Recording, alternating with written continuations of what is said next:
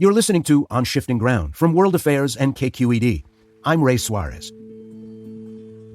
Over a decade ago, when Dr. Frank Mugisha opened a local Ugandan newspaper, he found his name and picture printed alongside 100 other members of Uganda's gay community.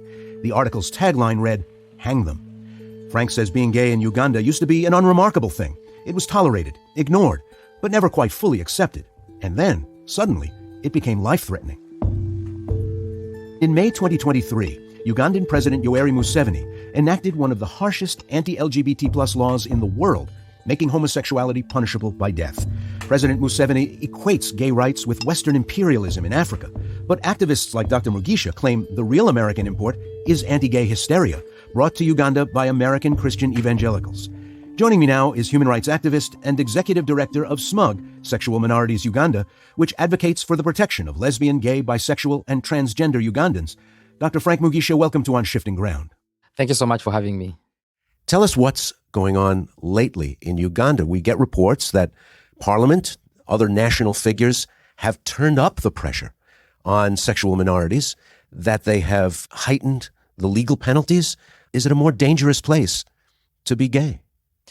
It has become extremely dangerous to be an LGBTQ plus person in Uganda over the years. This is not the first time we are seeing extreme draconian legislation come up. It first came up in 2009, and we were able to remove it in 2014. And then we had, I would call it a grace period for about 5 years. Recently, the law was reintroduced. But prior to the law being introduced, we had extreme anti-gay and anti-gender activists systematically working with extreme radical evangelical Christians from America to erase the existence of an LGBT plus person. I was singled out. I faced so many criminal charges that were frivolous, of course, and I couldn't leave my house, literally. I had to be put in a safe space. I was under surveillance by almost every security entity in Uganda, and that very year, my organization, which is the leading and largest network for LGBT plus persons, was shut down by the government because of this propaganda that was being peddled by extreme Christians. Help us understand what the law says now, what the state of play is. So the law was introduced in 2003. This law would criminalize an LGBT plus person to life in prison. This law would criminalize me being on a podcast like this with you in Uganda. Normalization of homosexuality, just simply saying that it is okay to be gay, would send you to prison. Media houses talking about homosexuality, that would be criminalized. Landlords providing housing for LGBT plus persons would be criminalized. Catholic priests and health workers, if an LGBT person confides in them about their sexuality, they have to report them to the authorities. This law introduces death penalty. Any person who is a repeated offender, as they call it, serial offender under this law, would be executed. Any person who engages in sexual acts with a person underage, with a person living with disability, or if any of the people engaging in same-sex acts are living with HIV and AIDS, would be sentenced to death. Children under the age of 18, if they were rumored in school or by their family that they are LGBTQ plus persons, they would be sent to jail for 3 years. So this law is very extreme and really, really draconian. It was the first ever piece of legislation to be introduced in the Ugandan parliament, and it was only in the parliament for 9 days. It was debated for the first and second reading and passed into law in 2 hours. And when it was introduced in our parliament, it wasn't as extreme as it left. That is why I gave you the background of Ugandans being radicalized. The members of parliament increased the penalties. The death penalty was introduced on the floor of parliament. Extreme punishments were introduced by the floor of parliament. Some members of parliament were saying that by simply someone identifying as LGBT person, they should be castrated or they should be hanged. What has this done to members of sexual minorities? Once you understand yourself, you understand who you are, once you're out to yourself, if it's this dangerous to just live normally in your community, how do you manage to stay out of jail, out of attention, out of interference from police, from the snooping of local people, day to day? What's happened to life for people who are members of these various sexual minorities? There is no social life for LGBTQ plus persons in Uganda. They're socializing like local bars, house parties, people meeting up on social media, all that can't happen anymore because people are afraid. Majority of LGBT plus Ugandans have gone back in the closet because they are worried of getting exposed. Being exposed, we have notorious media in Uganda that exposes LGBT plus persons. And when people get exposed, they lose jobs. They are disowned by their families. They lose friends. Some end up in jail. So for many Ugandans who are LGBT plus persons, they stay isolated. But what that has done is the trauma it has caused the LGBT plus community. We've documented so many cases of mental health and trauma within the community. And the other challenge is that there's so much blackmail and extortion from the law enforcement. Law enforcement will go on dating apps and pretend and then get people and then blackmail and extort money from them. Or they will use law enforcement to infiltrate the LGBT plus community and then blackmail and extort money. So majority of the people who are so scared and have gone back into the closet, there are still ways they have been violated by law enforcement and some very transphobic and homophobic people.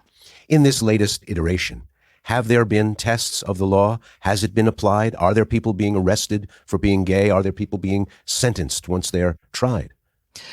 The law has been implemented, yes. It was passed and signed into law in June this year, 2023. Between the time when the debate of the law started in our parliament and now, we have documented more than 300 cases of violations. And most of these cases are non-state actors. So the law is being implemented highly by the public. People are getting evicted from their homes. People are getting harassed and beaten as they are going on with day-to-day lives. But law enforcement has also implemented this legislation. I spoke about blackmail and extortion. We have 4 cases under prosecution at this moment, including one case of an individual who is on the death penalty. At the outset of our conversation, you mentioned that a lot of this was brought along, intensified by evangelical Christians from the United States. Tell me more about that. The history of Uganda as a country, I wouldn't say it was very accepting of homosexuality, but people would live in peace. And LGBTQ plus persons were frowned upon. Yes, they had names.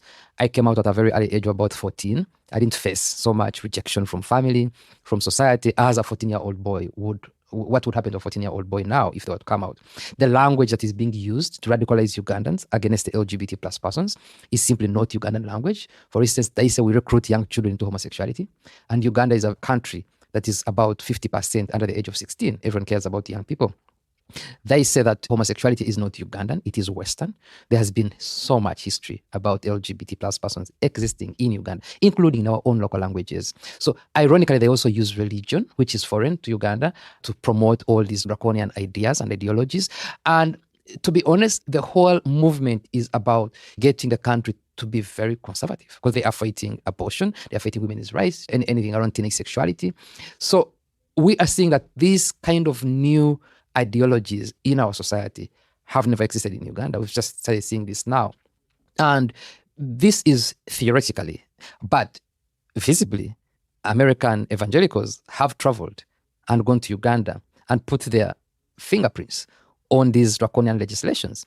Most recently, the president of Family Watch International, Sharon Slater, was in Uganda, meeting up with legislators, meeting up with public officials, and encouraging that in this legislation, they should include rehabilitation, which is conversion therapy. In fact, promising that she wants to build a state-of-the-art facility where LGBT persons who have been forced into homosexuality can go to be rehabilitated.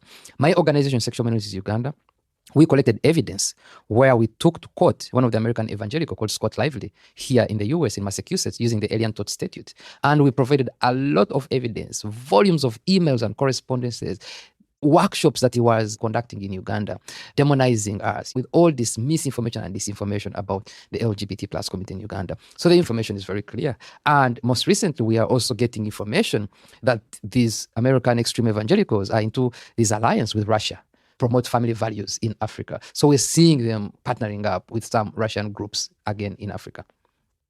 I'm not a scientist. I'm not even a sociologist. But the idea that there are only gay people in Uganda because it's an idea that came from the West is, on its face, ridiculous. There are gay people everywhere, and there have been all the time.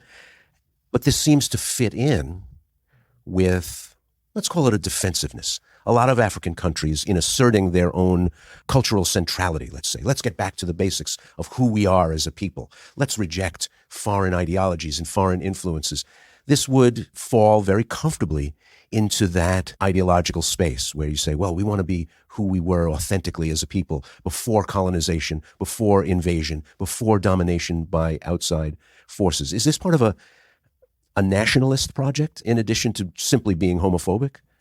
It is. You clearly describe it as a nationalistic project, but also what we're seeing now, especially coming from the politicians, it is also populism. They believe that by being homophobic and being anti-Western, then you're going to be popular on the ground in Africa. And these extreme Christians who are coming to Africa, they are using that ideology of knowing that Africans want to be independent and be assertive and talk about sovereignty. And so they are using anything that could resonate with the thinking that anything Western, reject it. And so they are saying homosexuality is Western, reject it. Because the majority of Western countries have already accepted LGBT plus persons. But then I would say that, and I've said this many times when I'm traveling, that if we don't look at the momentum in how anti-gay and anti-trans propaganda is growing, even in the West, we risk losing all the gains that have been created. Because once these groups get comfortable in Africa, they start coming back here and using the same data and statistics and saying, we were able to do this in Africa and we're able to change people, and they bring it back here because they are convincing Africans, and they are saying that there are people in the West who have been indoctrinated into homosexuality and they can't get out. And the reason we want Africa, we don't want it to be in that position. You should speak out now. If you accept homosexuality, that is neocolonialism. They're going to come up with more. They're going to take away more. They're going to take away your gold, your land, your oil, and all the rest. As a practical matter, if you're deeply closeted, if you feel like you're being hunted, if you feel like people down the street might be spying on you or ready to turn you into the police, can you leave the country? I know it's hard to leave your family, the place you're from, everything you know, but in order to save your own life and maybe save your own sanity, can you go somewhere else? We have documented hundreds of LGBTQ plus persons who have fled the country. Fleeing discrimination from Africa is not easy because you can't really get into a safe country. You need a visa, you need a plane ticket. And majority of LGBT plus persons, as you can imagine, because of discrimination, they can't afford, or they won't be able to prove to the embassies and missions in the country to get a visa. And there is one pathway, which is the UNHCR, and it is very slow. And also it has so many cases. So expediting LGBT plus issues has been hard. But also people have to find themselves in the space where the UNHCR is. For example, you cannot claim asylum or refugee status in your own country. You have to go to another country. So many LGBT plus persons have fled to Kenya. The Ugandans have fled to Kenya, which is equally dangerous. So we've been dealing with so many cases of violence towards LGBT plus persons in the refugee camps in Kenya as well. I mean, there are some who have been able to flee and come to countries that are more accepting. And when they reach there, definitely we try to provide as much evidence to support their claims as possible so that they can settle. But majority, many Ugandans reach out every day. They want to leave their country. They want to flee. Because you find yourself in a corner. I mean, mentally, you're worried, paranoid, and then something's physically, you get arrested, you get attacked, and then it's a constant fear all the time. So many Ugandans want to flee. Every lesbian, gay, bisexual, transsexual person comes from a family, has a mother and a father, has sisters and cousins and aunts and uncles. Extended family is important in a lot of cultures around the world. Certainly in Africa is no exception. How come loving your own nephew, your own niece, your own brother hasn't been enough to push back on legislation that doesn't just discourage, but makes miserable and dangerous the lives of the people who are the members of our own family? Yeah, I mean, our extended family in Africa is key. I know friends who have told me I would rather go to prison than get exposed in the media because they are worried about their families finding out about their sexuality. They would rather go to prison as long as no one knows about it than being exposed in the media, and their families will know and disown them and disinherit them, or they're not allowed in any family functions anymore. That's how much family means a lot to people. But like I mentioned, the Christian groups have indoctrinated Ugandans into this fear of LGBT plus persons, that you have families taking their own, kidnapping their children and taking them to mental institutions to treat them of mental illness because they have come out gay. Your families taking their own sons and daughters to police and imprisoning them. Your families forcing their own daughters into sexual acts with their family members to correct them because they have come out as lesbians. So the indoctrination has been too much that there is so much resistance. In fact, the biggest fear for many LGBT plus persons is coming out to families. The biggest percentage of LGBTQ plus Ugandans are living double lives. I am sometimes, I wouldn't say shocked, but surprised by the contacts I get for people who need my help. And I'm like, oh, wait a minute, you too. So there are so many people. There are friends of mine who I know who are living double lives and struggling, who have been in and out of marriages, but they can't say why. I know friends of mine who have ended up getting complications with their health, mentally and other, because of forcing themselves into marriages. I know some people who, when it's time to show up for family events, they'll have to find a friend who is different sex just to escort them if they're going to meet their family. So where do we go from here? You've been at this a long time. It's been the struggle of your adult life. You founded Icebreakers in 2004. Here we are almost 20 years later, and things have only gotten worse for gay people in Uganda. I mean, my hope is in the resilience of the LGBTQ plus community. And the fact that at this moment I have inroads supporting people. When I just started Icebreakers, my only support LGBT persons was providing them, talking to someone and encouraging them to be who they are, and supporting people to coming out and providing spaces, a space where a few 5-6 people can meet up and be who they are. But now I have a voice that can speak up, that I've used strongly to advocate and create a few changes in Uganda. And then I also am able to support people who are vulnerable. For example, people who need to be rescued from prisons. During COVID, I had to support people with relief, providing food, providing mental health support to many LGBT plus persons. And then, of course, challenging legislations like I'm doing, challenging this legislation in Uganda at this moment. So that's where my hope is. And the community is resilient. However much we face all this, we always stay strong. We always stay strong. Yeah, but you've got a platform, as you mentioned. You've got a public profile. You are out. Aren't you also exposed and in danger all the time now? Yes, I am. That's why when I was singled out by these anti-gay and anti-gender groups, it was very difficult for me. I almost fled the country because I was a target of not only arrest, but I was receiving so many death threats on my life. I had to turn my mobile phone off because I was getting the threats constantly on my phone. So I'm a target of violence, a target of arrest. If they want anyone to blame for anything in Uganda, it's me. They even blamed me for a concert that I wasn't organizing at some point. And they wanted me arrested for a concert, which they say this was an LGBT plus concert, because it's one of the biggest concerts that happens in Uganda. And the authorities wanted to arrest me, and they had no idea about this concert. They blamed me for COVID. They blamed me for all these things. So I'm a target, and I'm always scapegoated for so many things in the country. But that's just it. Are you reconciled to the idea that, at least for now, you can't have a normal life? You can't hold your boyfriend's hand. You can't go to a dance. You can't live the kind of unremarkable life that you'd be able to live right here where we're speaking in San Francisco. Are you looking at this for the long haul, that it may take years to turn around a whole society? Yes. I mean, if people ask me about my activism, I tell them it was a gradual process for me. It wasn't a decision that I made and said, I want to be an activist. If I had thought about it, that's how my life would be, I definitely would have said, no, that's not the path I want to take. Because for my whole teenage life and my life now, I can't do the things my age mates have been doing or are doing. I can't go to the club. I can't hold my boyfriend's hand. I can't even have a boyfriend because my partner had to flee the country because of being targeted as well. That's about 10 years ago.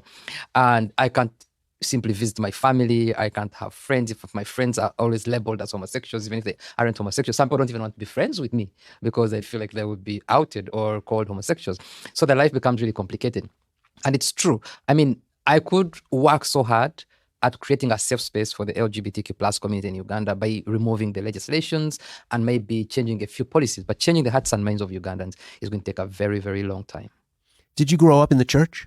Yes. Has this been hard for you? Have you had to rethink Jesus, the whole question of a loving community, the whole question of what it means to be a member of a congregation, to take communion? This must be really hard for a Christian person. Yes. I mean, as a young boy, it was very difficult for me because I had trust in family and trust in God. I was raised as a Catholic. We were taught in catechism, trust God even before family. And so I had my own engagement with God as a young person on so many aspects around my life. And most times I was disappointed. And so I had my questioning time, and I've come to a point in my life where I have reconciled that because I felt like it was mostly people who were presenting themselves in God's words and the image of God that were really hurting me and hurting the LGBT plus community. But my faith has remained strong. My faith has really stayed strong because I've reconciled that. I'm like, you know what? If then I'm supposed to lead this life and support people and be resilient, I still need to maintain my faith with God. And that has not changed. But when I was young, of course, I doubted, I was frustrated, I was annoyed. I used to wear a rosary, took it off, and I stopped going to church. I was an altar boy, I stopped doing that. So there's so many things. I mean, I made bets with God. I'm like, if I have good grades, are you going to do this for me? Are my friends going to like me back? Even as simple as saying, am I going to get a partner? So many things. This is the life I was leading every day, with many challenges of discrimination. So every day, I constantly made bets with God. Even if a priest said a scripture in the church that resonated with me, I would go and do it and practice that and say, let me see the outcome. Yeah, but now I am more informed about so many things. And for me, my faith really also helps me to keep moving. Frank Mugisha from Sexual Minorities in Uganda, SMUG. He's the executive director. Thanks a lot for joining us. Thank you so much for having me.